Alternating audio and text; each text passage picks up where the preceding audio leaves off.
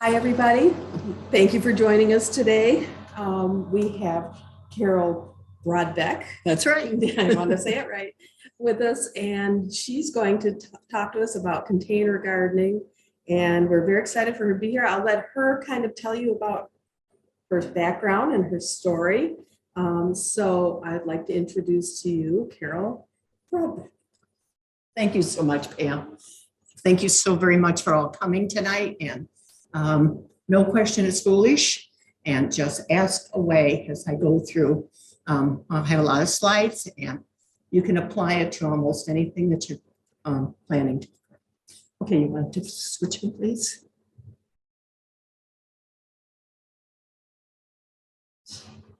Share screen first.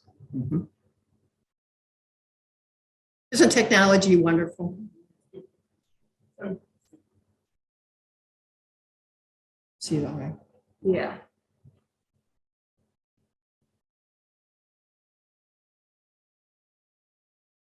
Two. Sure. We're done there. There it is. Yep.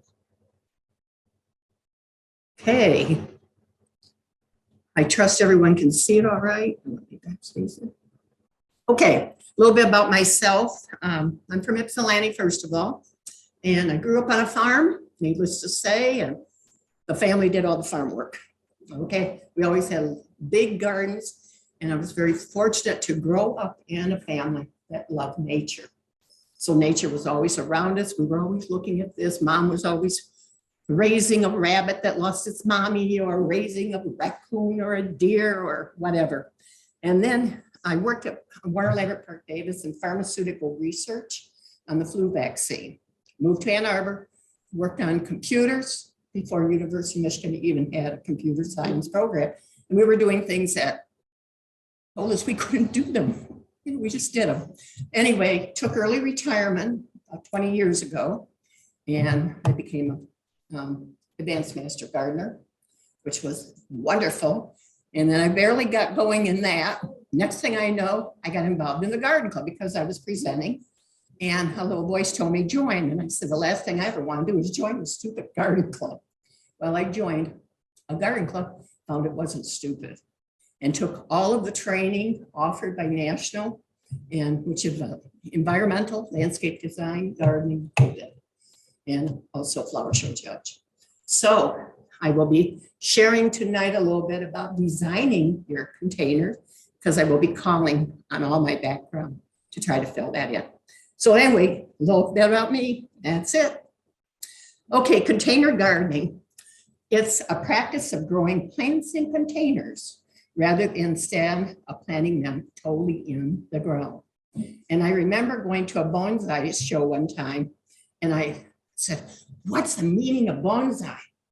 The guy looked at me like, which ship did you get off from? He said, it means growing plant in container. And, is that all? Yeah. So anyway, that's it. But anyway, look at that. Look at the history of it. It goes all the way back, 40, something like that. For some reason, we're not seeing it. Hello, I don't think we can see it. Yeah, that's what I'm trying. Okay. Why don't you go ahead? Yeah. It's 0.2. That's in there.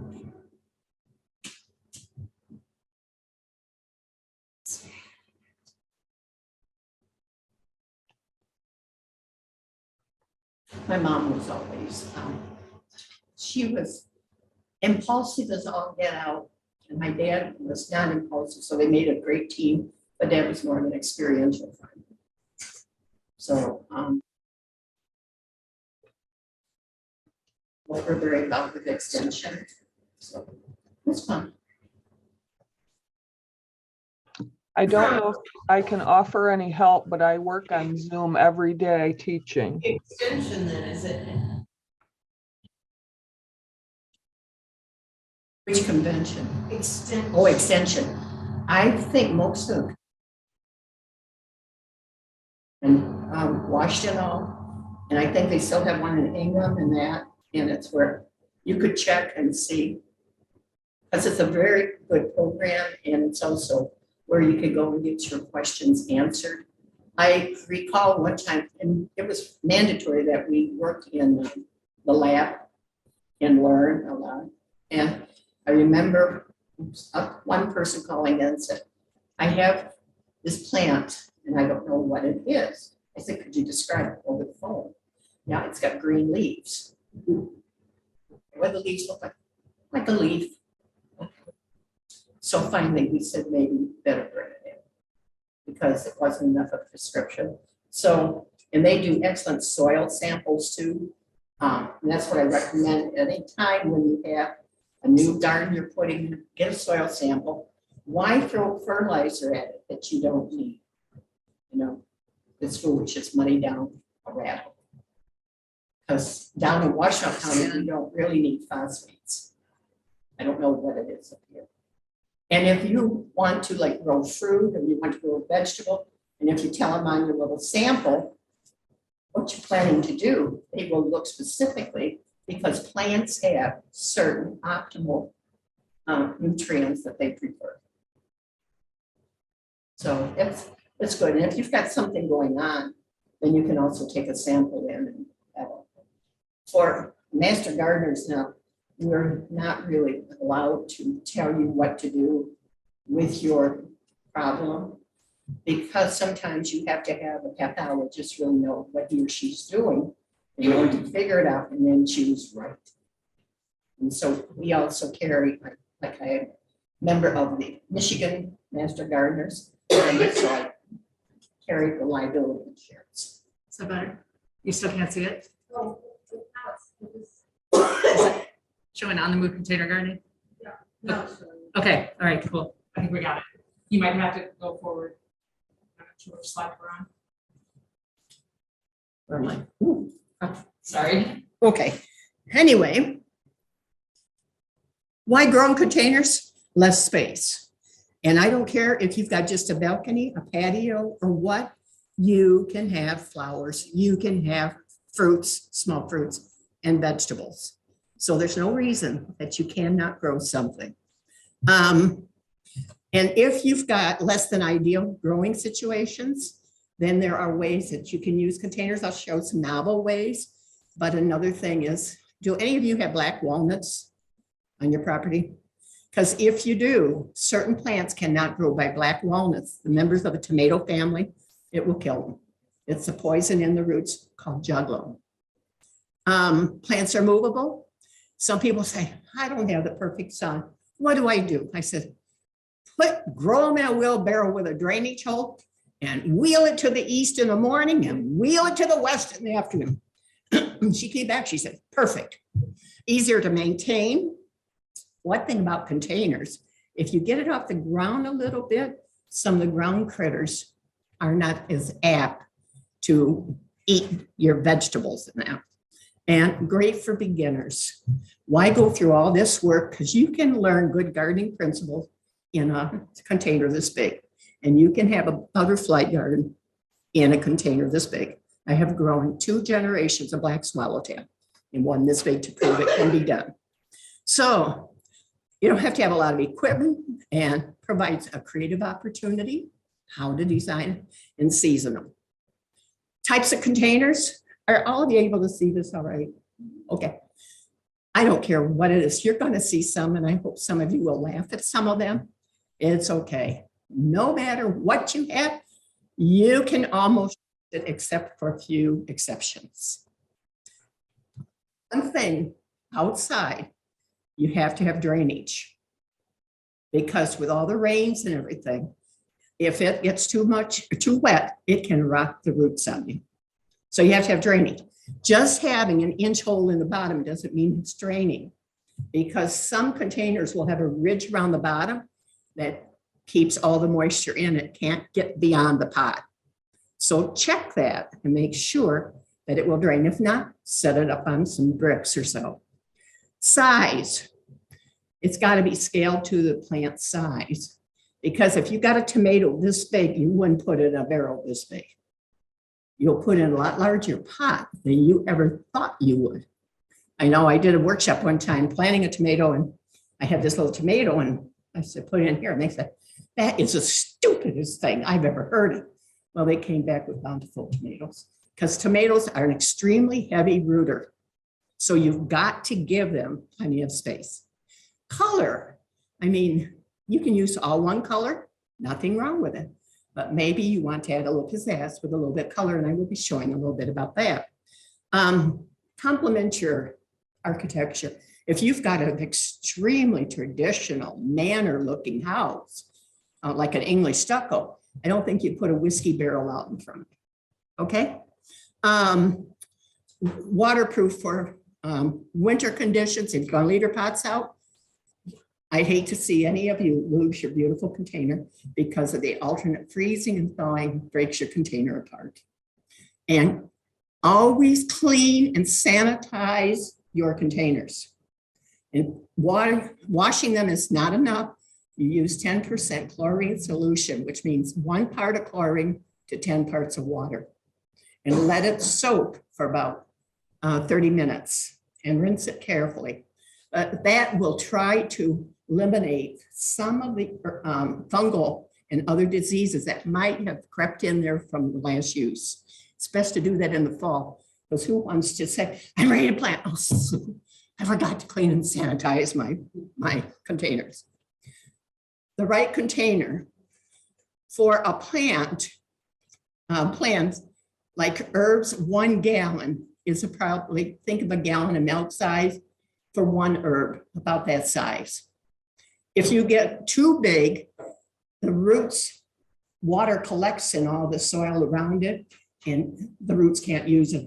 So you could set up a rotting condition there. 3 gallons, good for beets, carrots, things like that. And a 5 gallon, perfect. Like a tomato plant. So think of a 5 gallon plant. By the way, I should suggest to you, if any of you want to take any photos of my slides with your camera, feel perfectly free to do so. Okay, they can still see me. So does this make sense to you about sizing it to the plant? And how do you know about the plant? You look on the tag and you see how big is the plant. So if it says it needs 3 feet, well, then what does that tell you? You need a 3-foot container. So kind of follow it that way. Using old tires, you see this recommended, everything else. I would not use them if they put a gun at my head, for the simple reason there are too many heavy metals and everything else.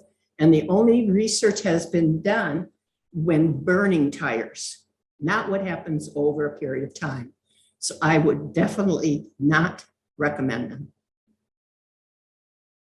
Bag of potting soil. A friend of mine says, you know, the only container I had was a bag of potting soil. Carol, do you think that'll work? Yeah, but I would set it up like I show in the right picture and plant that way. Rather than down, you could plant shorter plants in a horizontal bag, but why not? Just make sure you punch drainage holes in the bottom. Have you ever seen that done before? See what I mean? You're going to think, was she just before here? Okay, grow bags are very popular right now, but you can make your own out of like landscape cloth, things like that. They dry out easily though, so you have to water more, but they also are great at drainage. They're mobile, because if you got to move them around, because maybe you're going to have a patio party, you want it on your patio, but then you want it on your deck. And so kind of think through how you want to use them. Okay. If you've got any questions, just let me know. Yes.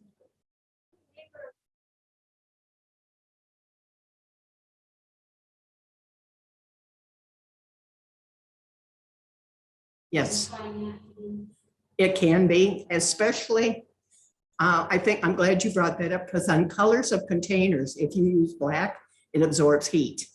But if you use lighter colors, it doesn't.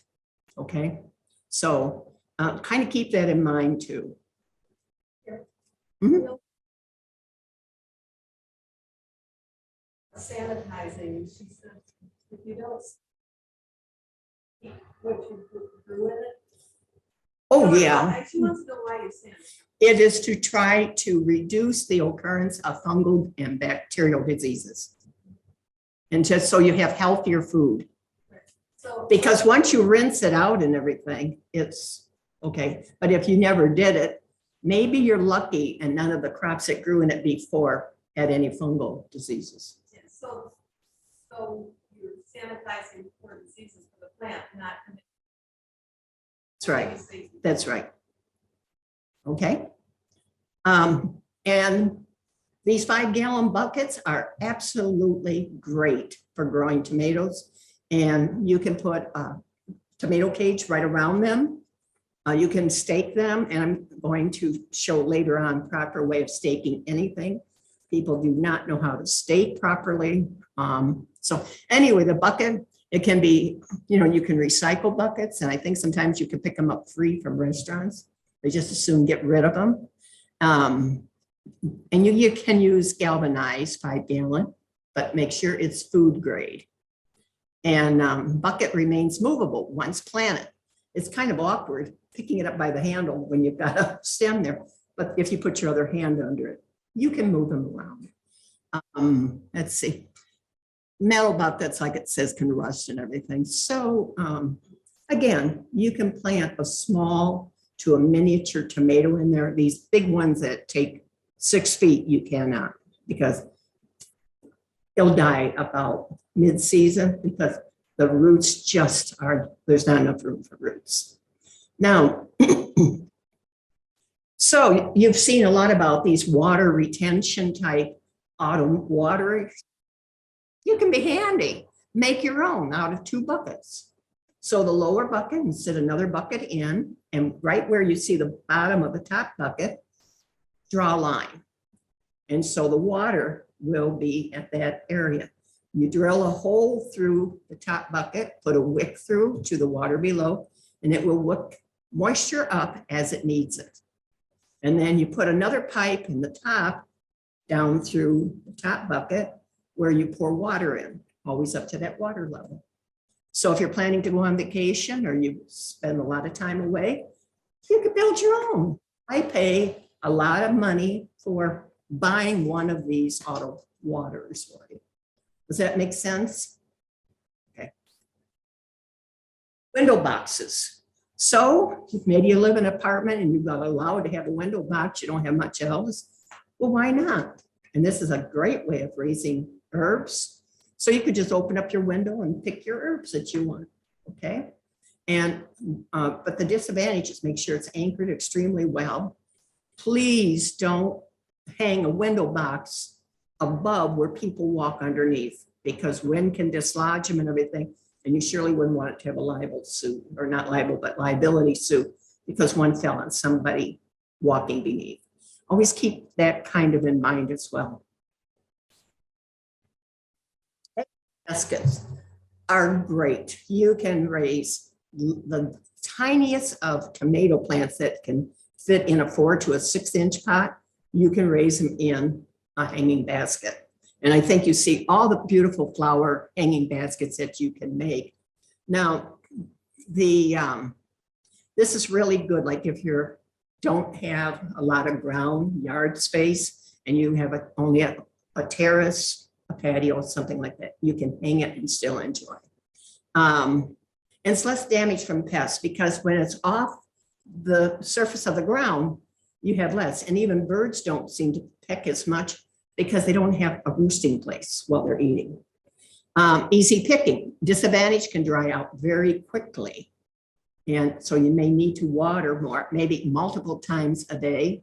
And if it's got a cocoa liner, what I do is I put a grocery plastic bag in it, in the inside, poke holes in it so water can drain through, and the plastic retards a lot of evaporation through the cocoa. So you can just think of that, and yet you've got the look of that cocoa in lining your basket, but yet you've eliminated one of the disadvantages. Upside down potato planters, I'm always asked about that, and I think the disadvantages outweigh it. because they're difficult to water because all the water runs down through, setting up a disease condition for the tomatoes on the bottom. And but I have to put it in here so you guys can read the advantages and disadvantages. While I'm talking about tomatoes in this particular instance, keep in mind, you'll read and you say, oh, get red plastic and you'll have a booming tomato growth. Wait a minute, it's got to be a certain red. If it's not a certain red, it won't work. And you've got to have it placed in such a way that it will reflect on your plant. And it can't have a crack in and things like that. So you need save your money. Okay, I'll just say it that way. I do a simply tomato presentation, and that was covered in there. So what do you want to grow? Well, whatever you can think about what you want to grow, you can grow it. Okay? Kind of keep that in mind. I have a question about those. With water and it. Because they dry out so quickly, especially, in our 100-degree almost summers, that would be ideal. You would coat the what? The plant, or you would coat the soil, or you coat the what? The soil, but Okay. it's like an agua.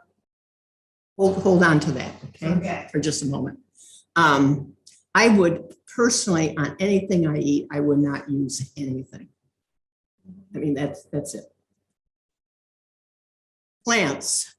Okay, on their plants, it can be annuals for just this year, one growing season, biennials. They have a lot of greenery this year, and then they flower and seed the second year. Or perennials that can survive the winter. I don't know what hardiness zone are we here in your area? You're 6A? Okay. I'm a 5 down in Nipsey because of our height, okay? And I tell people down there, I said, they're trying to push us into 6A. Be very careful. All we have to have is a nasty winter. And you could lose some of your 6A perennials. Herbs. Here are the herbs that you can raise as annuals. And your parsley is a perfect biennial. Whatever you do, don't pull your parsley up in the fall. It'll come back next year. Of course, it'll flower, and then you can pull it out. And perennials, you see what they are.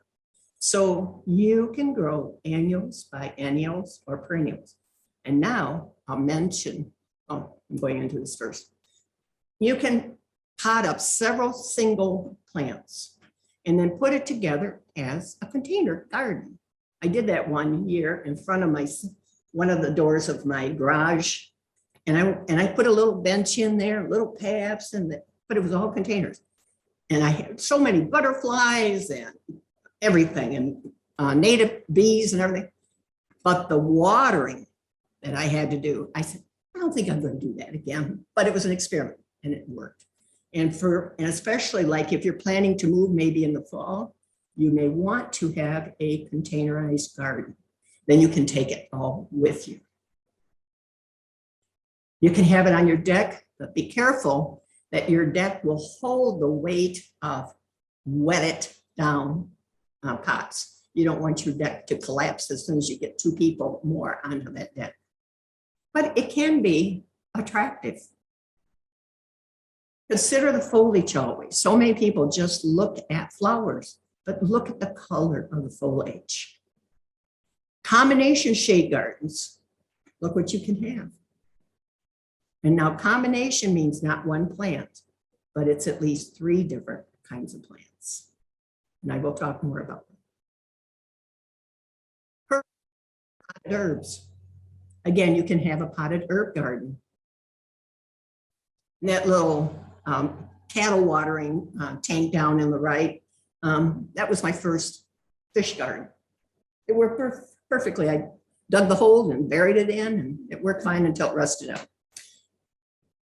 Hanging herb gardens. Recycle your 1-liter bottles. And the one on the right is one of those old shoe bags that you hung your shoes in. And I did that one year. They work fine for a season, you know. And you're vertical. If you can't go horizontal, think of vertical.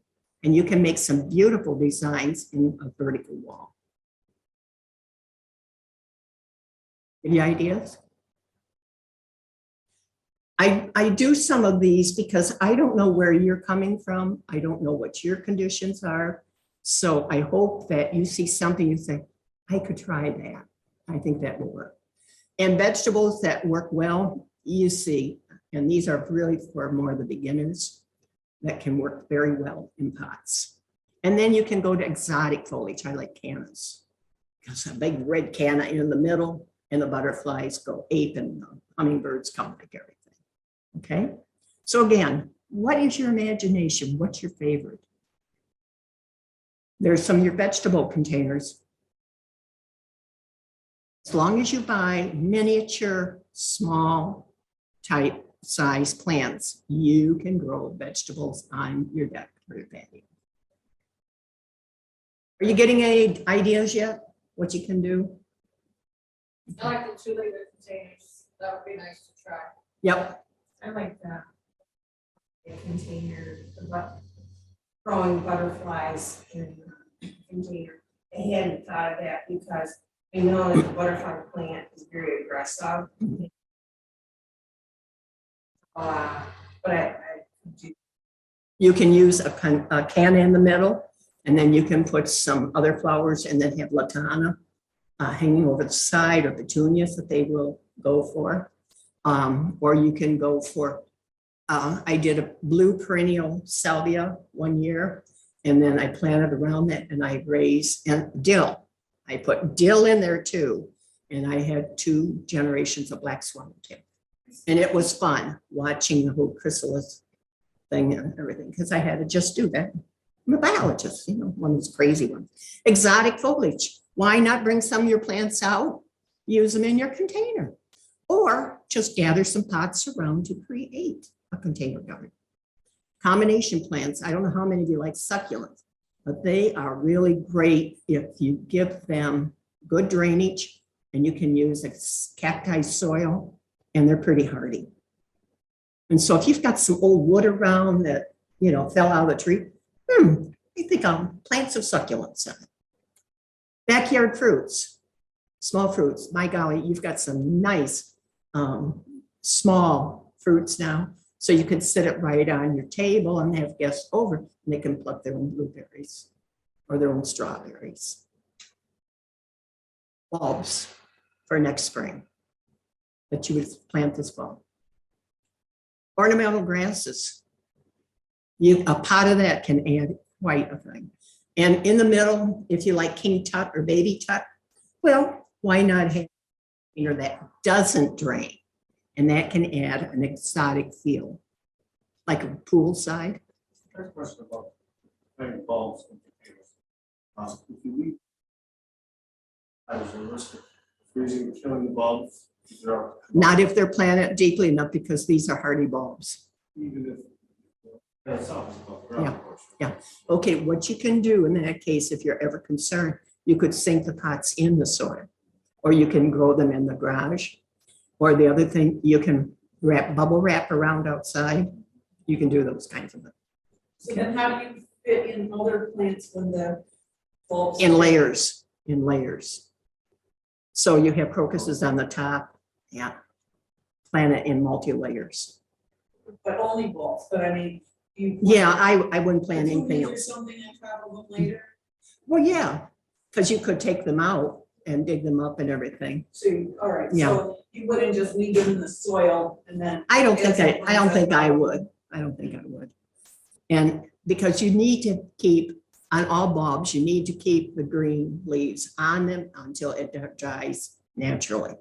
Because as long as there's a green stem or green leaves, it's producing food, which it's storing in that bulb for next year. So many people go out there, they cut them right down, or they braid them or anything else. And then they say, why didn't I have any flowers this spring? What did you do last fall? Well, just the normal. What's your normal? Well, I clipped them all off because they were done. But they're still doing. They're still photosynthesizing and creating their food. Is it true for like daylilies too? No, daylilies are not the same. Yeah, Well, I would not cut them off because they're still producing food for the root. And it's in the root that says a lot about how they're going to survive the winter. It's how the root handles the thawing and freezing. And the more food it stores, then the more food it's got next spring to rely on when it comes out So it dormancy. is true. Just leave. That's what I recommend. For But you- daylilies, you don't cut the bulbs, the flowers. That's deadheading. Okay, flowers- so I think it yeah, would be a- Flowers don't photosynthesize. Okay, but I will go into how to deadhead a little later on. Okay, but thank you for clarifying. Okay. Ornamental trees and shrubs. Yes, you can also plant these. The critical thing to think about, again, how big of a pot do you want? How are you ever going to move the thing if you have to? But the thing is, since you're a 6A, you have to buy a plant that's zone 4. Always 2 zones colder than you are. Because again, that precious root is more exposed up on top of the surface. So 2 zones colder. Does that apply to all the? All plants that you perennials, put in there? all perennials, all perennials. Because how do they get through the winter? If it's too cold for them, the root may just, the little cells burst. Okay. Think of if you ever put water in a glass and you set it outside, it freezes, what happens? Okay. So shrubs, hydrangeas, things like that, roses can be very nicely done. But again, be careful. Can your container take the winter? So what do plants need? Light, water, and nutrients. I don't care if it's planted in the soil or if it's planted in a pot. What do they need? Always those 3 key things. And that is for photosynthesis. And people will say, how do I know how much light? Tags will tell you if it's yellow, it's full sun. If it's something like purplish, it means shade. So this will give you an idea.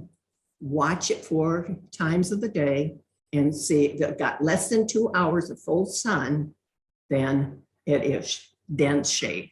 Hardly nothing will grow in dense shade. And so that's how you can handle it. Okay. Water.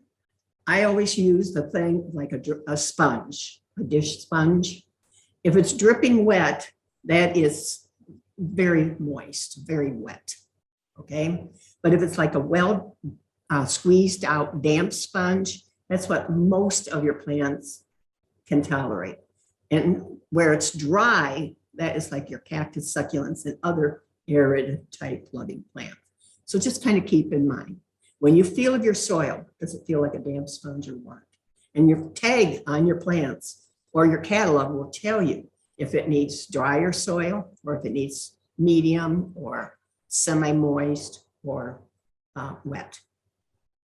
Fertilizers. This is many times people don't know what these numbers mean. There's always 3 numbers because those are the major nutrients. The first is nitrogen, and those numbers, like this one is 5, 10, 5. So it means it's got 5 parts of nitrogen and then 10 parts of phosphorus. And many of us don't need phosphorus because the ground has plenty and any extra runs off. Potassium is 5. So you say, no, wait a minute. That's only 20. What's the other 80% filler? So people say, well, I don't want to spend money for filler. Well, do you want to take a 10-pound bag and try to piece out this little bit of nitrogen and spread it out? So the filler is for the ease of use, basically. But there's other major nutrients, and here is a list of the other ones. Just like we need calcium, we need so all these things, so do plants. So when you look on a bag of fertilizer or on, you may see these other elements, and usually it'll be listed. If they don't have the other major elements, I wonder how good of a fertilizer it is. And of course, organic versus inorganic. Organic means it's always been alive.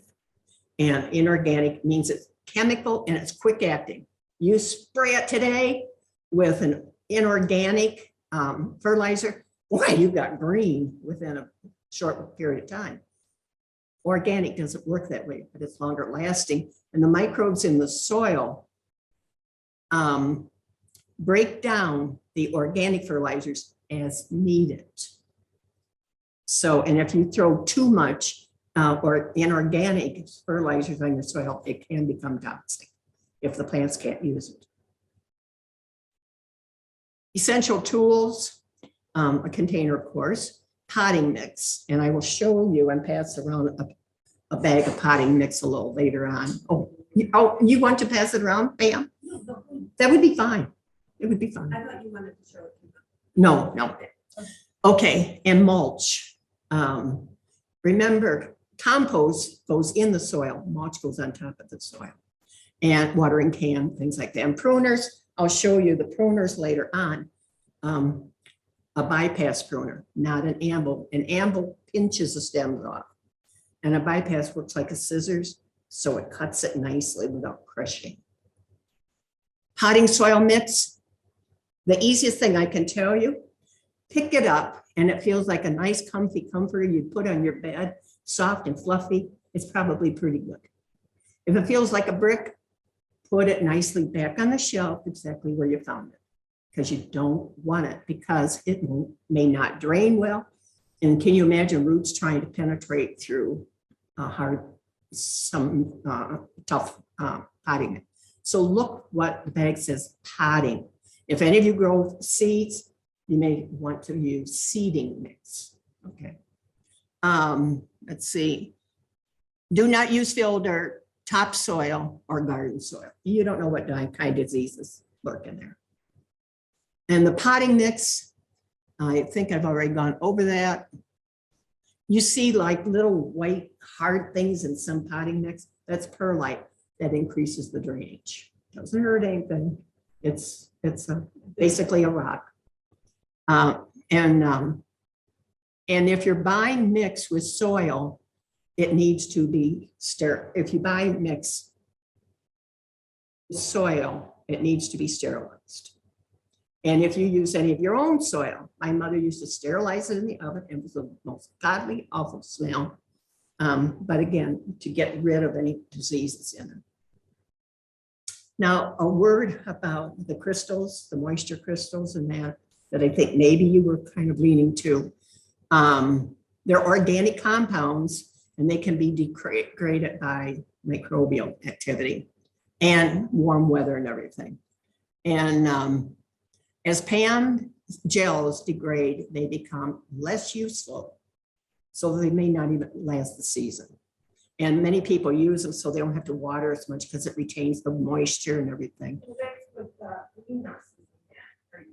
Of course, but you can use it in your plants, but if you are growing vegetables, I would definitely not use them, okay? And be aware of your total exposure because you can also get Pam in products like garden products, cosmetics, everything.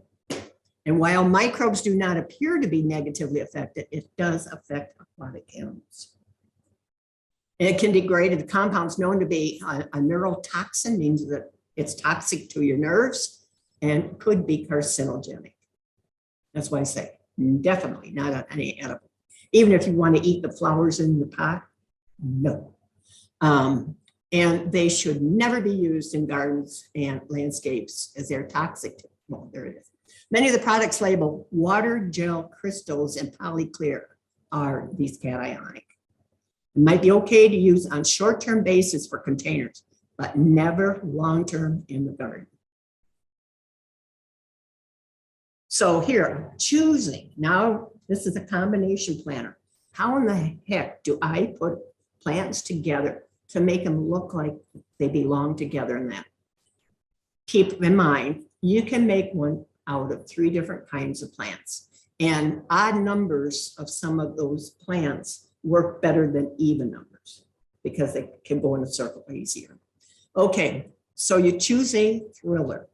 And what is a thriller? Something that grows tall to give you some height in your container, and the fillers go around it. They're about halfway down. And if you can see, and those of you who are online, you will see these in a minute. So see the spike in the middle? See how that adds height? And then the geraniums kind of add that second layer. And then finally the petunias add a lower spiller that spills over the side.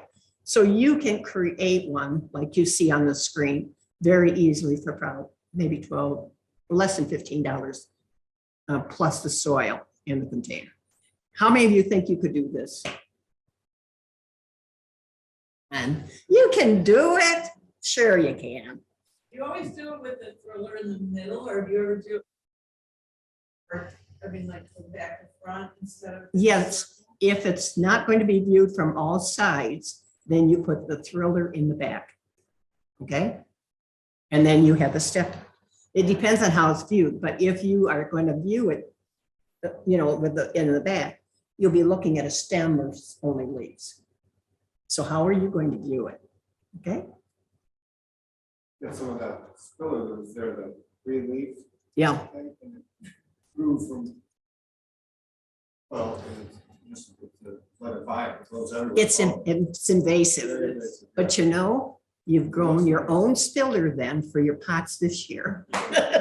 Just clip it off and stick it in.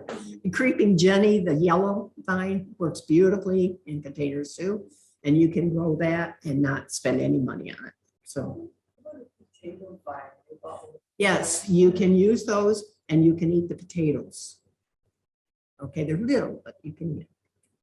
So something about color. How do I have any artists in here who ever use the color wheel? Okay, so a complementary colors are across from one another. Is it any surprise when you look at the container on the screen, why the green and the red are so pleasing? Because they're opposite, they're complementary. Okay, so I'm going to be showing this throughout the next few slides that I show, so you can see how the color plays. Not everyone likes the same color. Some people might think, oh, this humble planting is boring, you know, but if you're just starting out, it's a way to begin. Okay. So simple designs. In the second picture, look at the leaf of the palladium. It's, even though it's not really tall, it surely has, look at me, you know, get my attention right away. And then look at how, and notice that this yeah, come on. This container probably goes up this high. And if none of this was here, it would look like the container's eating the plants. You know, it's sucking them right in. So what this designer did was to drag down and shorten the container up so it is in better proportion. So you can do those kinds of tricks too. And yeah, and the last one over there, that is using some perennials and even a house or a house plant ivy. And a hosta as a thriller, it's a big plant with other ones clustered behind or underneath, and then other ones spilling over the edge. And then the second one, look at the ornamental grass. If that is not a thriller, you notice it. A thriller is, what do you notice first? And on the next one, I'm going to say, on the third slide, what do you notice first? I don't hear it. The pink. So that's your thriller. And then you've got the others clustered around. Look at this one. What do you see first? Right. So again, if you keep that in mind, thriller, filler, spiller, know what they do. And the middle one. Another thing to kind of keep in mind, if you've got a container this high, then try to plant it 1.5 to 2 times higher. It will give a better proportion. In this case, if it's wide, then You can go up even higher, okay? Is this helping at all? Just to get ideas of what you can do. And okay, I thought that was a different one. Look at the height of that container, but by planting that ivy like that, it squelches that down so the thriller could be standing up better. And look at the old oak barrel. This is a Dracaena houseplant and nicely done. And if we look, the purple is across from the orangey yellow. I should say it is in the lower, the analogous colors of purple, red, orange. And if you've got a very traditional home, you may want to have an urn like you see in the first, but I thought it was very clever to make a topiary, and you got a basket on top. And then you've got the stake that's holding up the basket, which is the thriller. And then you've got all the fillers and the stillers beneath.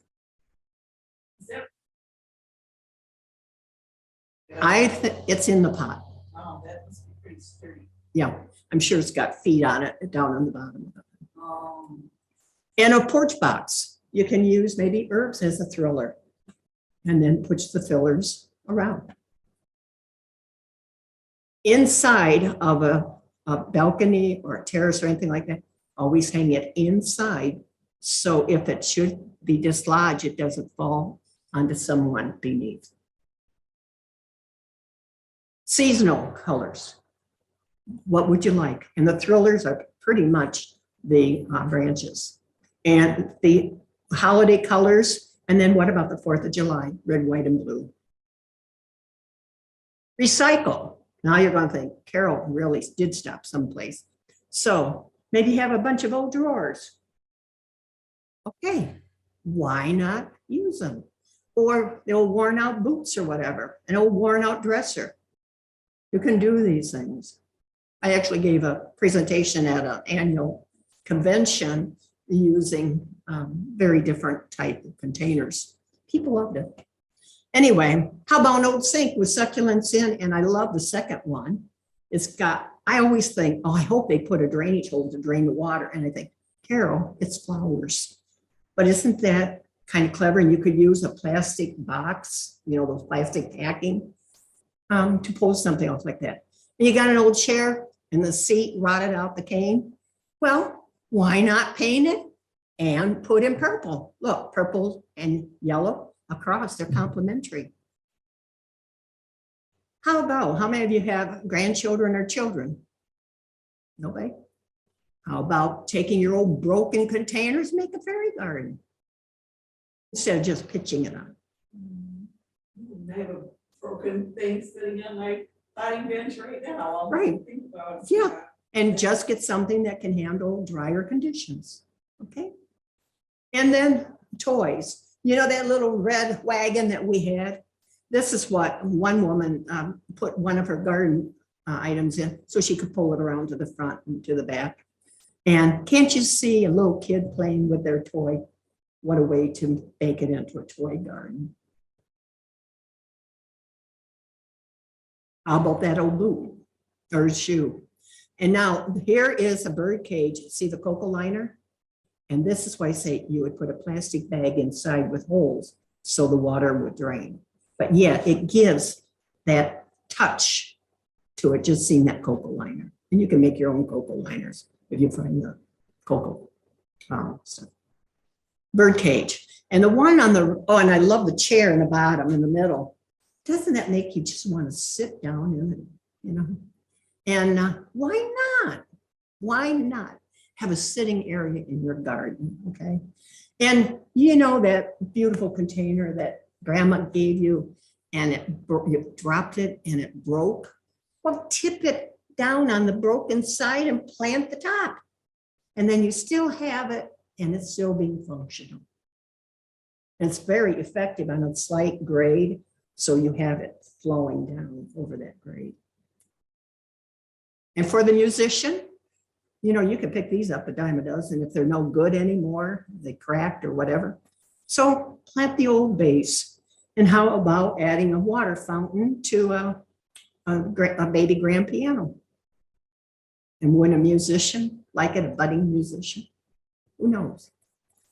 Okay, on the move. Plant that old wheelbarrow.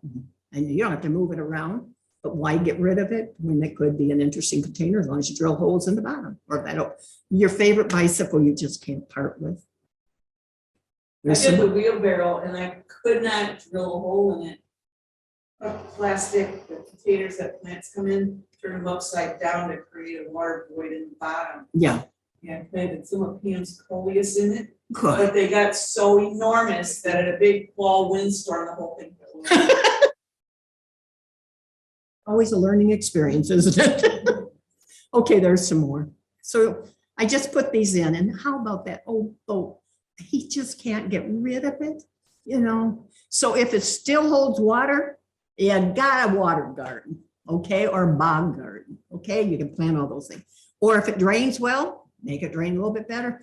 It's a haven for moist plants. I put in my sand dune garden. I'm on a sand dune, that's all I've got. And I thought I wanted to really trick folks. So I buried a dish in the soil and I filled it with soil. And then I planted my ferns and moisture loving. How did that happen here on your sand dune? He said, well, you know, I told him, I didn't lie to him. But you know, you can have fun. What about those little britches that aren't any good now? You know, stuff the legs with straw or something like that. Put the soil in the top. It's good for a season. And when your children love to participate.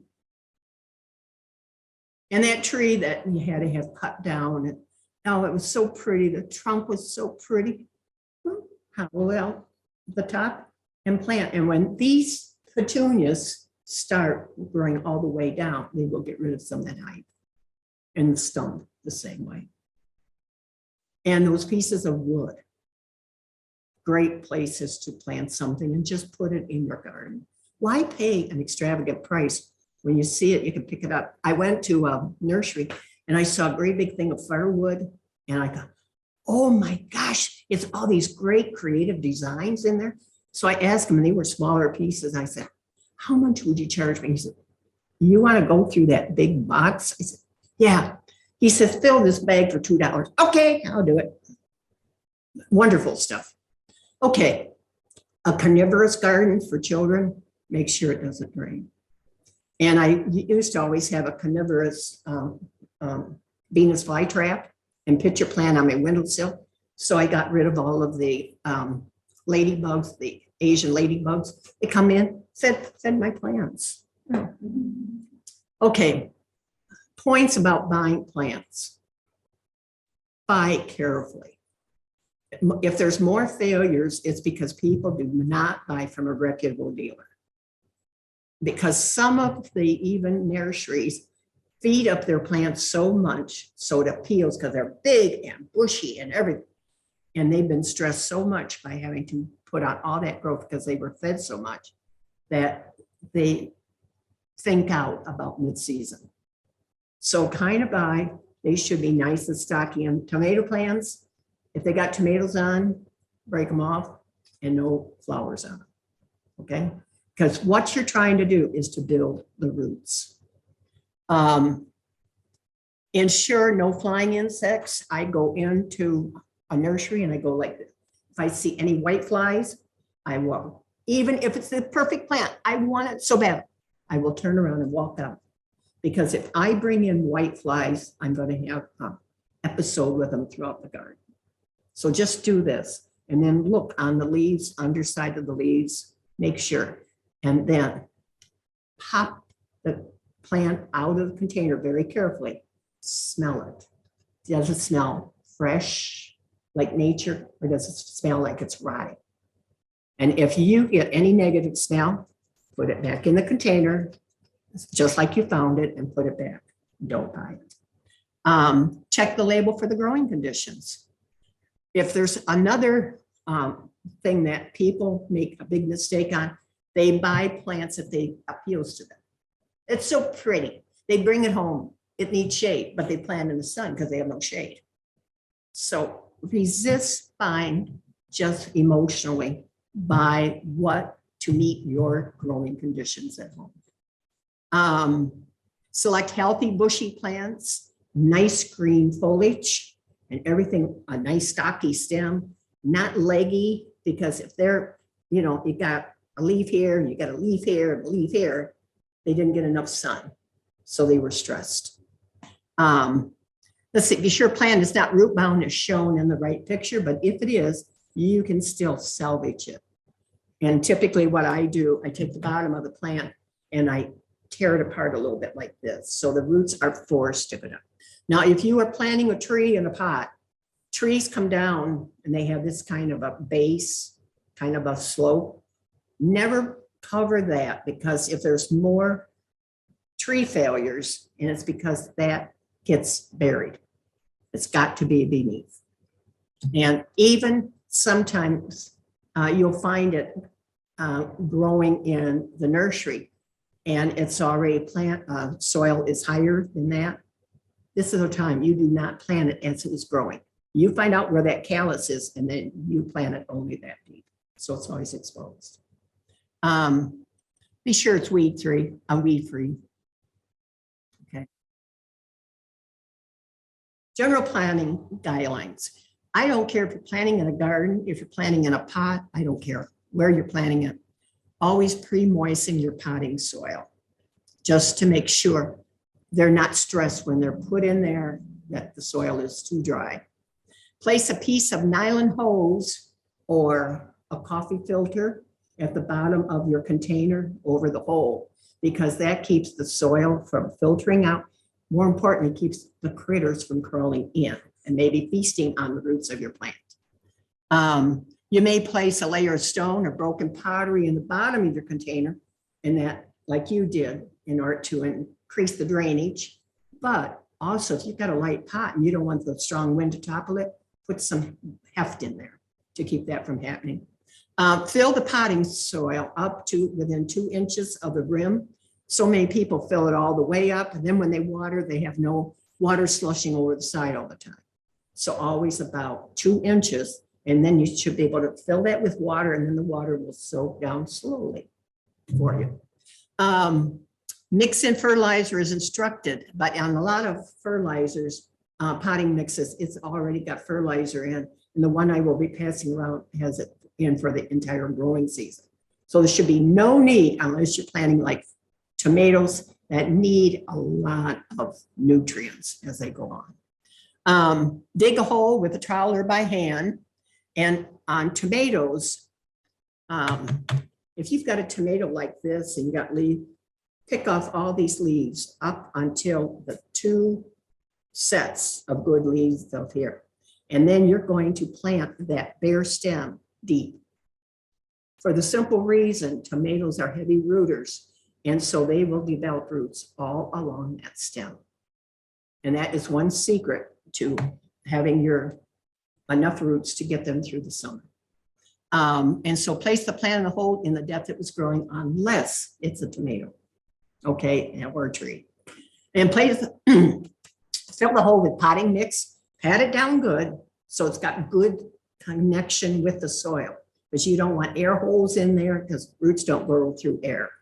And then water it well, and that's a good time to check, make sure it's soaking up, everything seems to be going.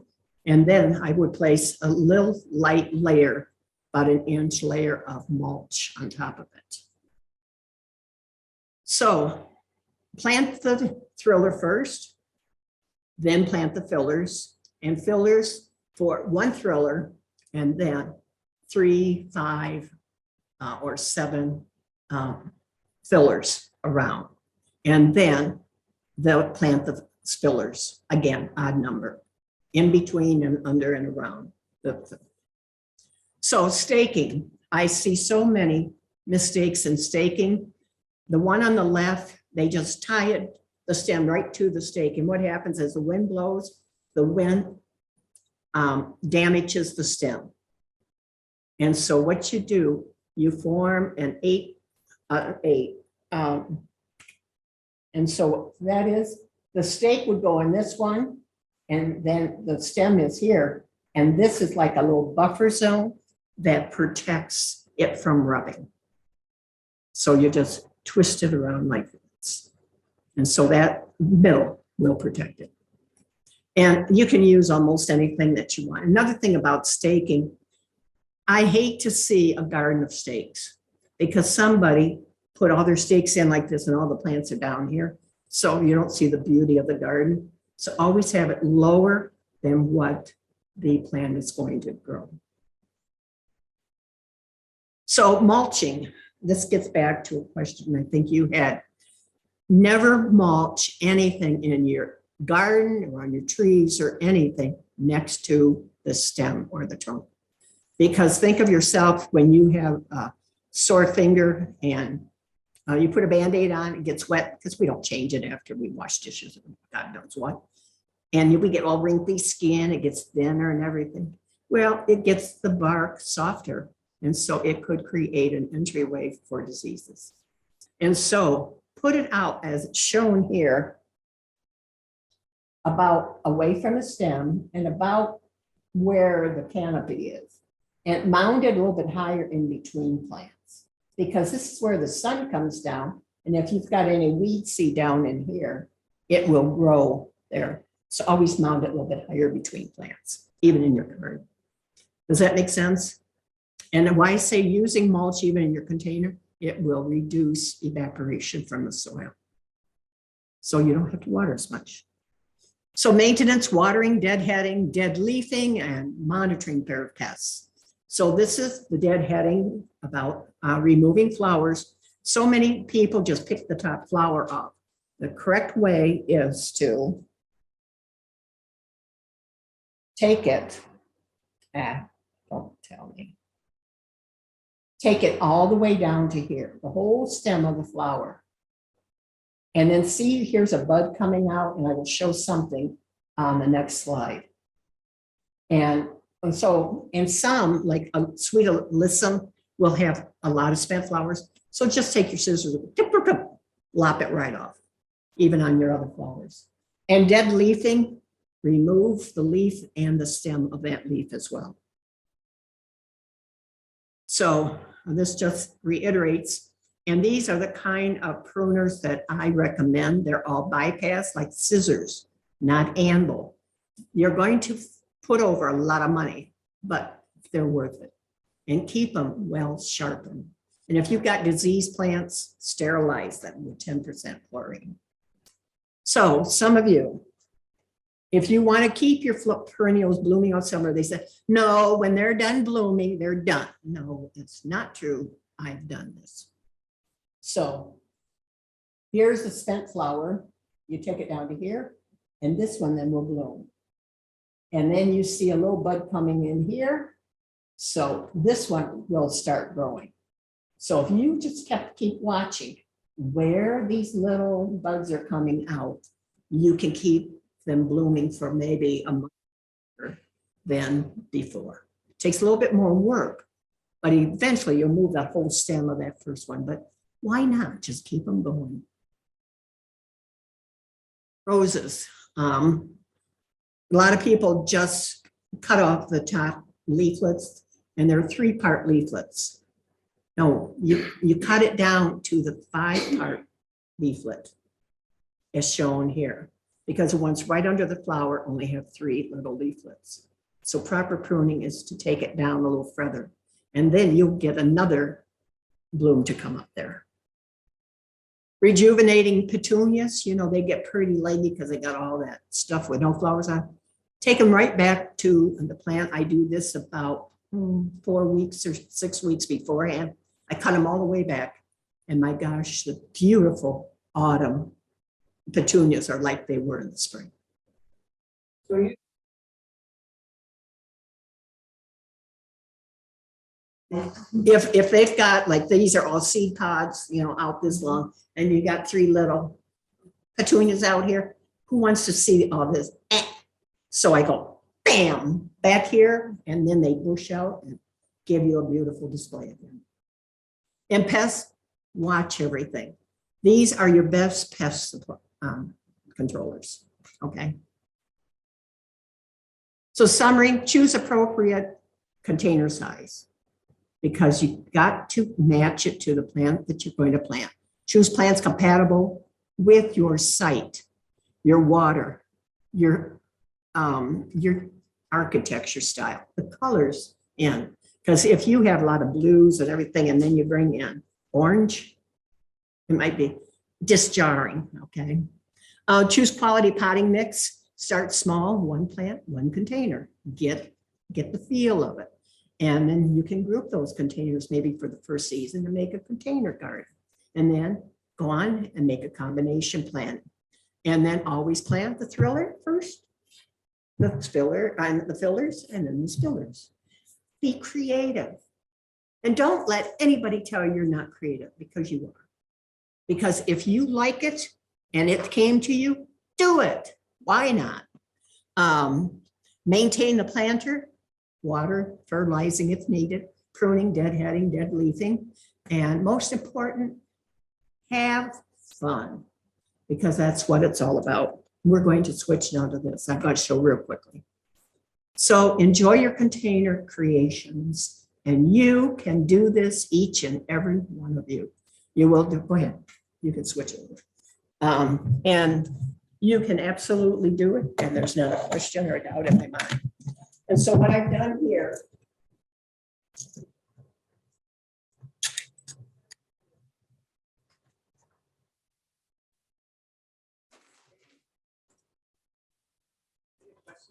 of course, So I have really big planters that I bought, and I had some free wood chips, so I put those in the bottom.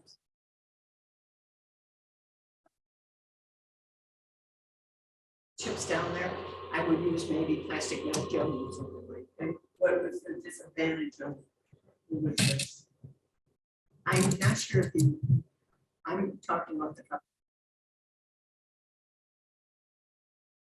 But if they get start rotting at the bottom. A disease situation with the roots. So I would not use that. And there's plenty of other stuff that you can use that. But I will check that. But you rest assured, I will check that tomorrow.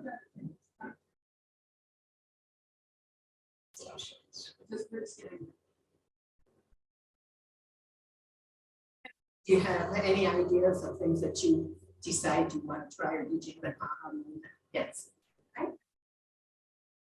Bushes that I planted in front of us, and I think maybe one bloomed once. Of where they are, and put them in another container, maybe they'll do better. How much sun do they? No, we're on the south side, but. Okay, that's probably the problem.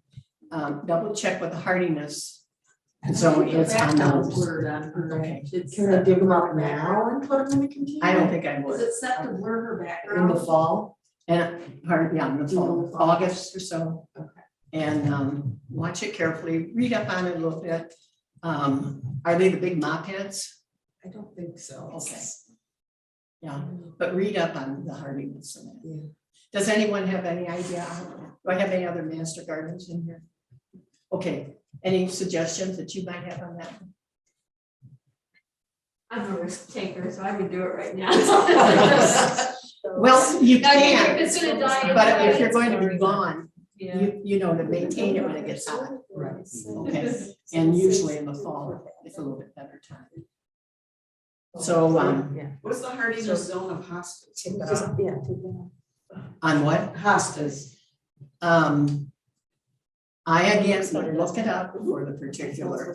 I'm fine with zone 5. So you could put those in containers safely. Because they're supposed to be a zone 4 for you if you're going to put them in a container. So I would look it up to see. Oh, I don't know what they are, they just, Yeah, okay with the house. well, you could always take one and see what happens. So anyway, I thought you were gonna say they were good as zone 3 and then you could just start taking them. okay. I'm not advocating this use. It's just a bag I could easily carry tonight, okay? Feel of it. How viable it is. Look at it. It's got fertilizer And it feeds up to 9 months, okay? 9 months will carry it quite far. So pass it around so you get a feel for it. Look at it, see what nutrients are in it, just so you have a feel for it. How are you doing? I'm gonna get behind the table, please. Okay. And what I was saying about pruners, these are bypass because the blades bypass. And these are not Felco because when I do workshops, I've got to have one for every 2 people. So I bought them cost effectively, but they work okay. And I love this one for if I can get the thing open there, for fine deadheading, dead leafing. If you want to play with them. Don't cut Good thing yourself. I'm not with my husband today. So what's the difference of the two? One is for heavier pruning, Oh. one is for a little deadheading. But if you use amble, it goes like this and pinches it, cut, rather than going like this. And with one side is fixed. Yeah. Some pressure on it. That's it. Bypass is like scissors, and it's got sharper cuts. Let's do it. And some of them will come left-handed. That works well. Some are smaller for people with smaller hands. But the nice thing about having a good quality, you might pay $45, $50, $60 for one. But you could get parts for it and then they could go on and on and on.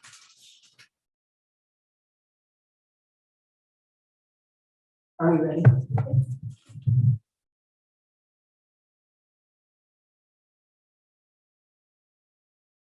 This is where I'll stand.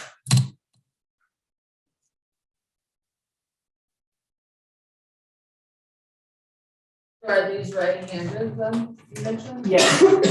Oh,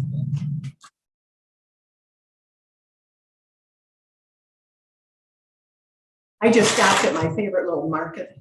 They have every kind of tomato plant, I swear, all the heirlooms, all the hybrids, everything else.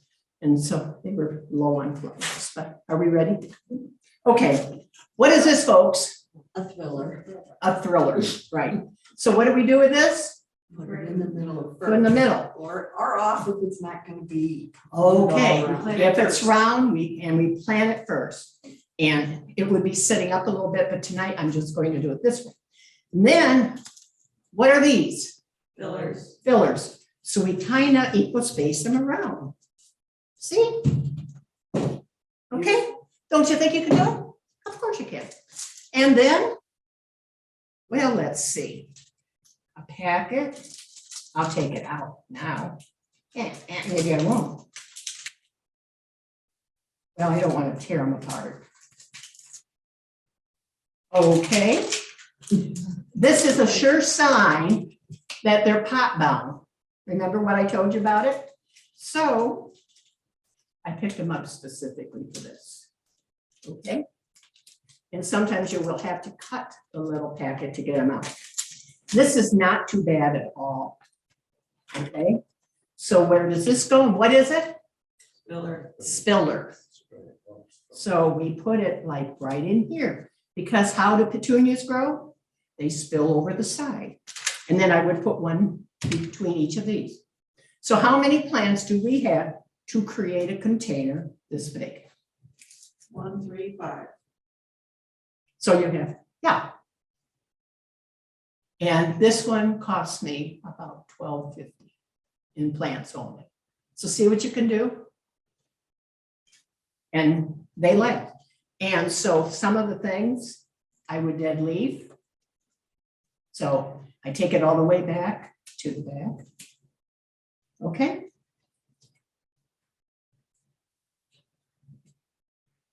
So isn't that simple? Now let's say that we have a rectangular container, okay? So filler,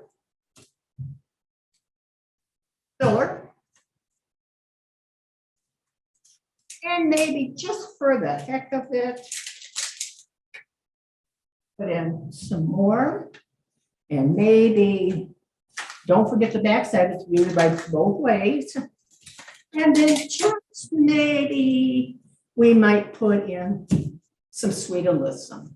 Or maybe we'll put in the sweet alyssum right here and put in petunias on either side. Okay, this is viewed from both sides. Now, if it's viewed from one side,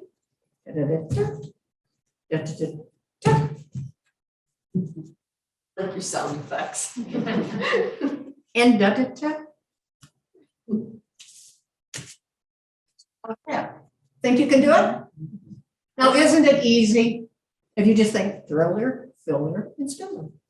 Now, let's go move these aside. Take my poor little petunia. And by the way, petunias many times are fragrant at night.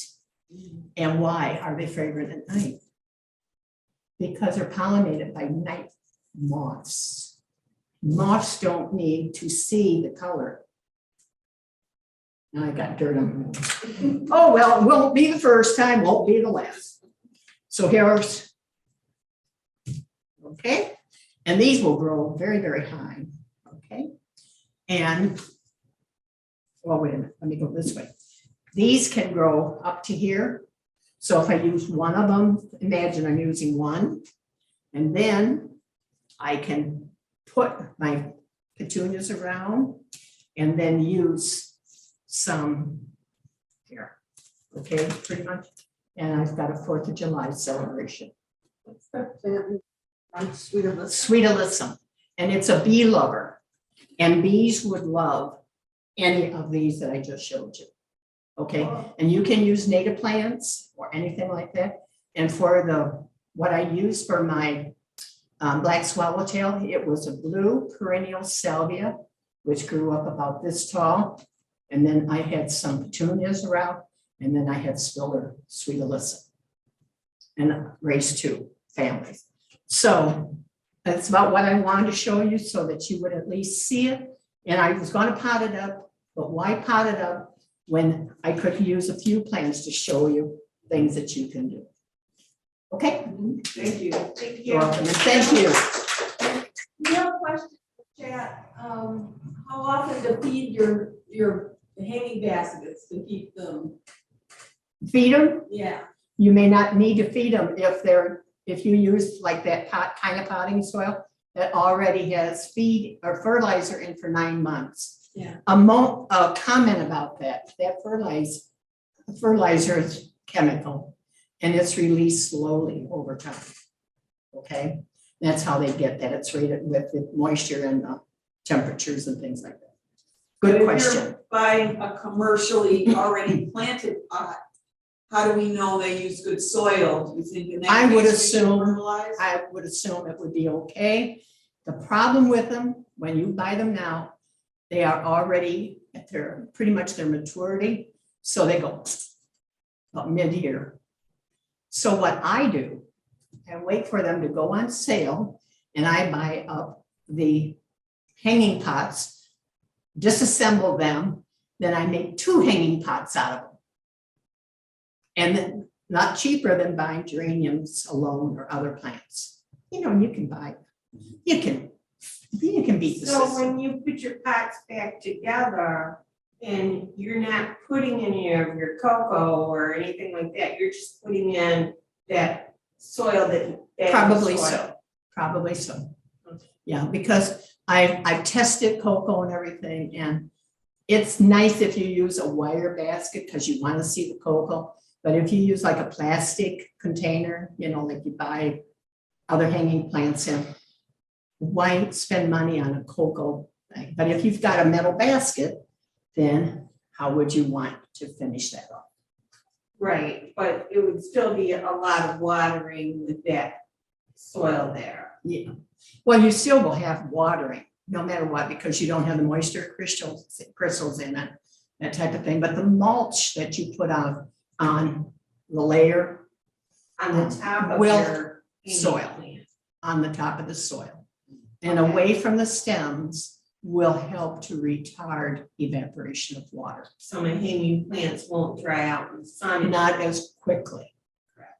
But again, it depends on your light, how hot is the sun. If it's on the west side, Some people, and if the root space for potted plants is not adequate, there's not enough soil to hold the moisture. So you may be watering, like in my potted garden that I learned a lot from, I was watering 3 times a day.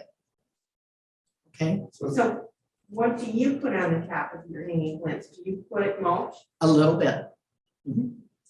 So these colored mulches that they have, chemically color them, I assume it's probably not detrimental to the plant, or is it? Well, what I've read about them, I wouldn't use anything on vegetables, okay? But I have not read anything bad about them, you know, and so I'll leave it at that. And is it possible to, I'm kind of cheap, reuse the year before's soil from like all this, Okay. like we have pots and pots and pots of I would hanging not, plants? because in case you did get a fungal disease and you didn't know it because it had not shown its ugly head yet, but it could be in there and next year it's ready to attack. So you So can't condition the soil to fix. not typically. I put my hanging basket dirt into my raised beds, Yeah, that's okay. so I'm not wasting it, and it's Yeah. enriching my garden. Yeah, but if you have Yeah, don't disease throw in it it, out. Right. if you have disease, pitch it in the trash. Because why risk it? And in your raised bed, do you rotate your vegetable crops? Well, I'm only on my 2nd year, so. Okay. For any of you who are doing raised beds, please plan to at least have a 3-year crop rotation. Because I've had people say, you know, Carol, you tell me to have crop rotation, but I never had a disease. I said, okay.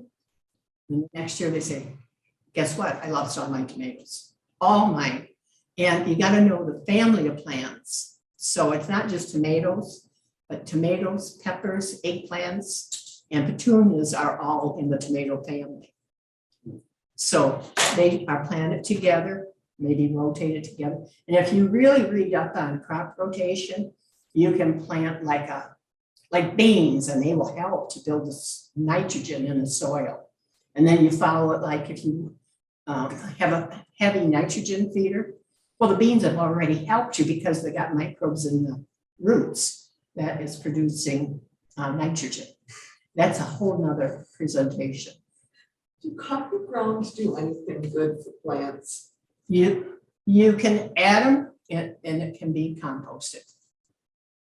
Yeah. Isn't it So it's supposed to be Why more throw it for out? acid-loving plants? Um, Doesn't coffee have a grounds acid? I'm not sure you would have enough, and I don't know that off the top of my head. I should, but for some reason, it's not in this ancient brain up here. It got buried under something else. Is tea drinker or? Yes. When I was picking these up today, they wanted a clematis vine, and I had to very calmly tell the ladies, it's not a clematis, it's hops. Oh. So, but it's I'll tell you, gardening will never be done. It is great fun, a great learning experience. And what works for one may not work for the other, but you will get to know it, your own site. And all of us have weird yards because of our friendly glacier. It brought down from Canada, whatever soil had up there and dumped it around here. And so on your own property, you can have sand, you can have clay, you can have a mixture. And so my answer to that is use plenty of compost, compost it in. I'm on a sand dune. And my one garden, I just let it go. It is a mess. And I have black soil.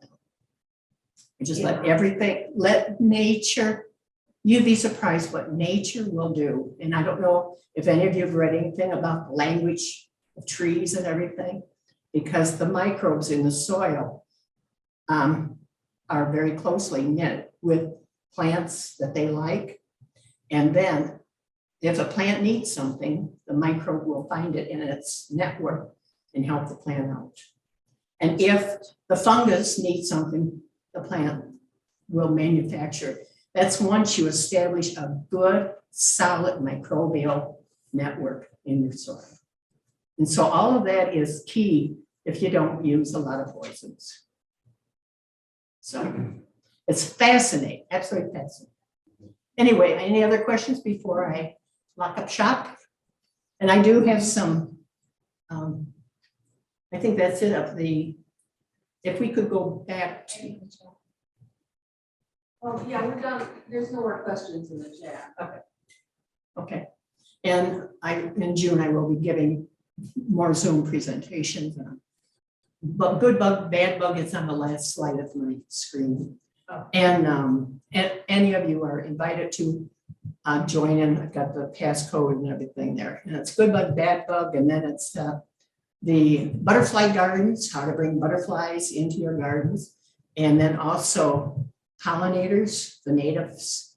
And the last one is attracting birds. Because if you really are serious about not using poisons, birds and beneficial insects will help you control the pests. It will take a couple of years or so, but it's amazing what they do. So I thank you very much, and you've been a wonderful group tonight, and I hope you are inspired to make your creative container dream. And I know every one of you can do it. Thank you, love you. Thank you. And here's my business cards if you want to pick one up.